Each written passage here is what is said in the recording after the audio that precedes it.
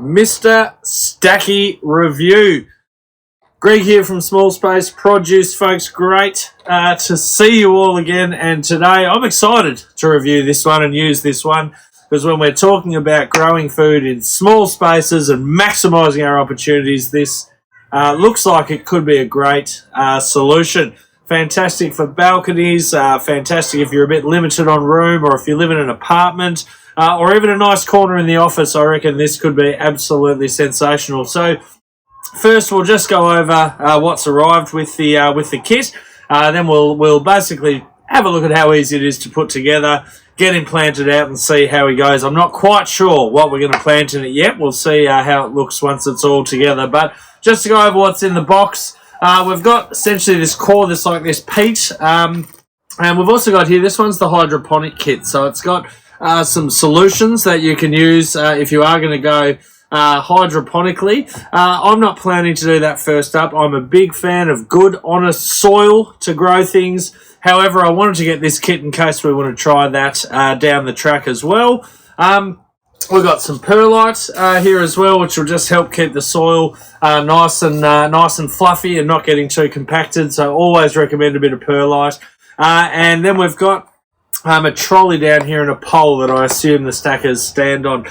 Look, the trolley itself, I think that's probably worth a quick look. The wheels are really sturdy and the casters on it look fantastic, and I think that's really great.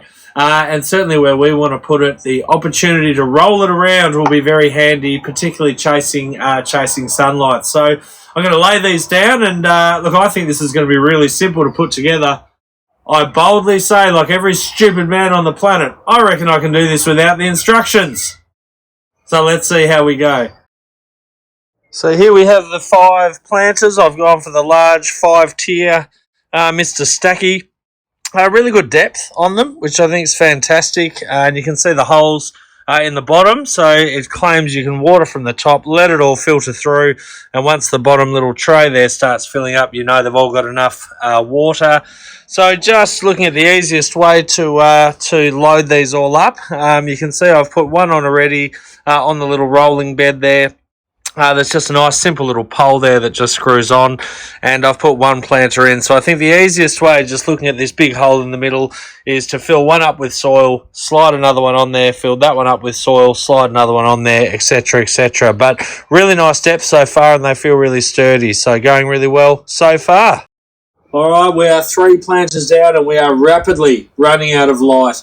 So far so good. It is really quite straightforward. You just, as we suggested, plonk a planter on when it's empty and fill that one up. Then add your next empty one and fill that one up. I can't stress enough, really important to use good quality potting mix in one of these, not just soil from the garden. You need it to be nice and light and fluffy, and that's where this perlite is fantastic. It'll help to keep it fluffy and not too compacted.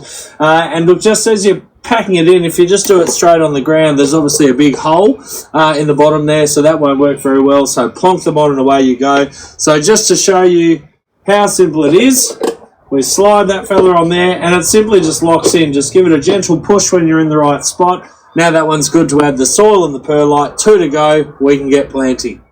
So one quick feature I just wanted to show you. One of the things they say with Mr Stacky is that you can just water from the top, let all the water filter through until you see it dripping out the bottom, and essentially it's watered. And I wondered how that would work evenly, but you can see there's really evenly spaced holes and even a sort of little temporary reservoir on the side there as well.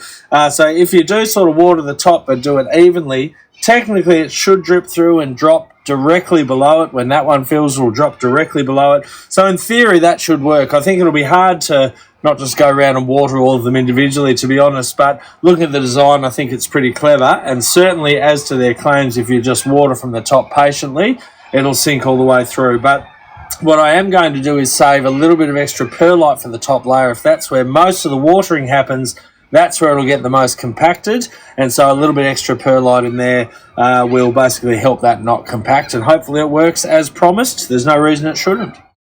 All right, folks, here it is in all its glory, the Mr Stacky all put together. So how do we go? Look, it is the next day now. It got very windy up here overnight. A big westerly came through and it was just impossible for you to hear what I was saying. But it did give a really good chance to utilise one of Mr Stacky's features straight away, and that is, of course, the wheels. Along our little balcony here, there's a nice little fence right at the end, and we were just able to roll it over there. It was beautifully tucked up and sheltered while everything else got blown away, which is perfect, of course, with new plants, is we didn't want them being blown all over the place just after they'd been planted. So they survived very comfortably throughout the night. What did we go with? We've gone with strawberries in the end.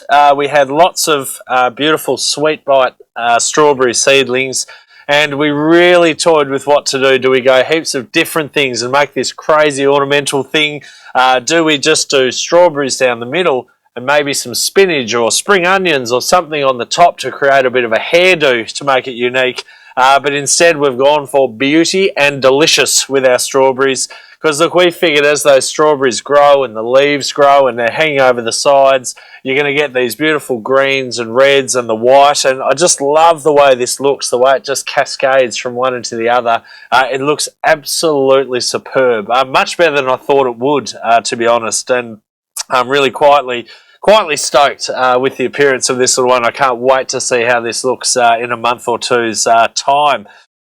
Now, vertical gardening, it's just so advantageous, especially if you are short of space. What a wonderful way to do it. If each of these was an individual pot to grow a strawberry, the amount of space and the amount of room that would take up would be massive. But instead, vertically gardening like this would create something that looks fantastic and is such a good space saver. And this would look great anywhere.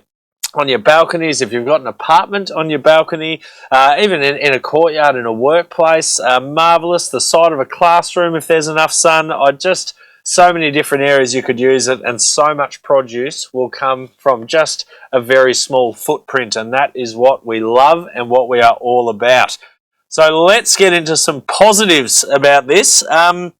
First of all, the depth of each of the pockets or lips. Quite impressed with that, because it really opens you up to grow a few extra things. If these are really shallow, then that obviously limits what you can grow in there, and you could really be quite versatile with what you plant in each of these lips or pockets, and you could really almost plan it out like a room in the house and plan how you want it to look. Or if you've got a certain spot that gets a bit more shade, you might have that pointing towards the back and have something like your lettuces or spinach or your rocket growing in there where it doesn't need as much sun and more of the sun lovers at the front. You can really get into planning something like this and, of course, make it look however you would like it to look. But the depth of these makes that possible.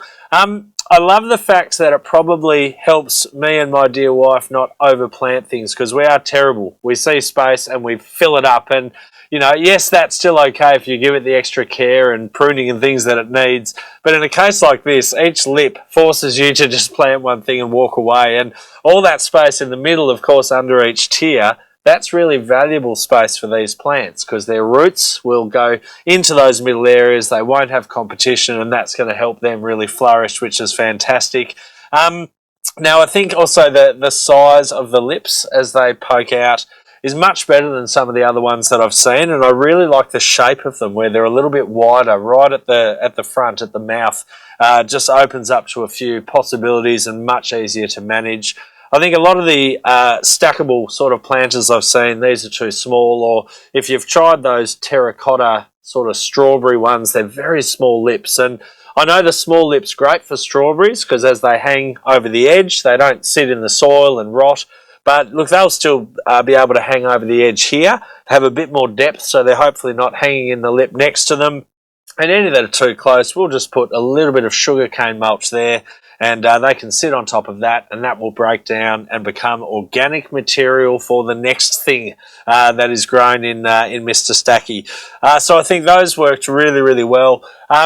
The watering worked as promised as well, which was great, where, we trialled it first by watering up the top, and as promised, it filled up, and then the little holes down the bottom watered the ones below it. So if you don't want to be getting down low and turning it around and making sure you get it evenly, that will certainly work. But just remembering, we mentioned really good potting soil and, of course, a little bit of perlite, particularly in the top, just to help with that compaction a little bit as well. So that makes for nice, easy watering and management if that tickles your fancy. The wheels are great. They hold a fair bit of weight here, and I was worried, always worried, that people will cheap out on the wheels. But these wheels were fantastic. Look, they're still not four-wheel drive wheels. If you're pushing this in a hurry over there and you hit the hose and hit a big speed bump, absolutely you could tip it over. So still make sure you've got a clear path as you wheel it around. But as you can see, it just turns and moves so easily, and there's just no problems at all with that. And of course, depending on where you are, that ability just to give it a bit of a shift for maybe a couple of days, so one side gets more sun than maybe the other. But look, where we're going to place it, it'll all get its little patches at different times of the day, which works really, really well.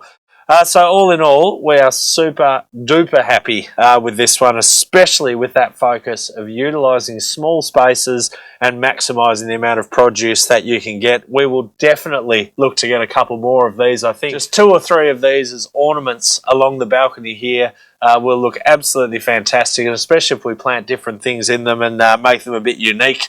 So really excited to do that. And look, I thought the price was really reasonable for the amount of stuff that you can grow in this. Compared to, say, self-watering pots or terracotta ones, the price was very, very reasonable.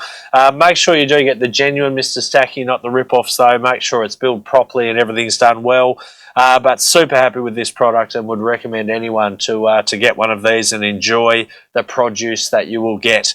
So this has been Greg from Small Space Produce. Thanks so much for joining us, and this has been a Mr Stacky review.